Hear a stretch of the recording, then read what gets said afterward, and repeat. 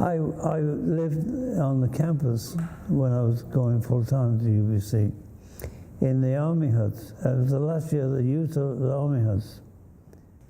Anyways, we lived in an army hut, and it reminded me of my national service.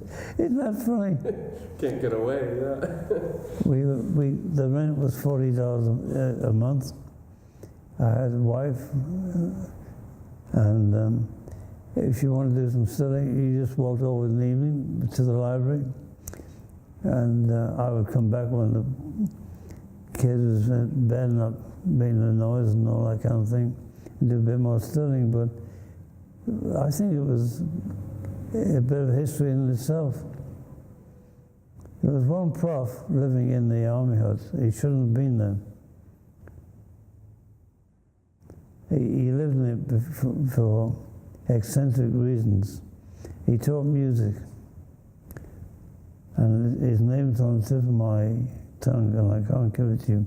Next time I will. He played the piano, and his wife was a musician too. And they lived the way a student lived, but they were taking up student accommodation, which they shouldn't have done. But they lived very carefully. They didn't have a motor car.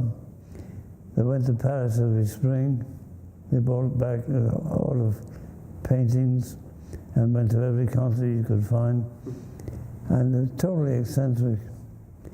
And they got away with taking up this little army hut, but just being there, there's still a military feel about it. Do you know what I mean? Right. Yeah. The student buildings that they have now are quite luxurious. Well, they got rid of those huts with reluctance because they've become a kind of part of the history of World War II. Because there's always a feeling that the Japanese would do something on the West Coast. In fact, they did. A submarine did fire at that lighthouse on the West Coast. That's documented. So there was some reason to have it. And in any event, they trained soldiers out there because it was just near the farm. When I was there, the farm was still next to Agronomy Road. Agronomy Road was the edge of the farm, and people doing agriculture were using that space to look after animals and study animals.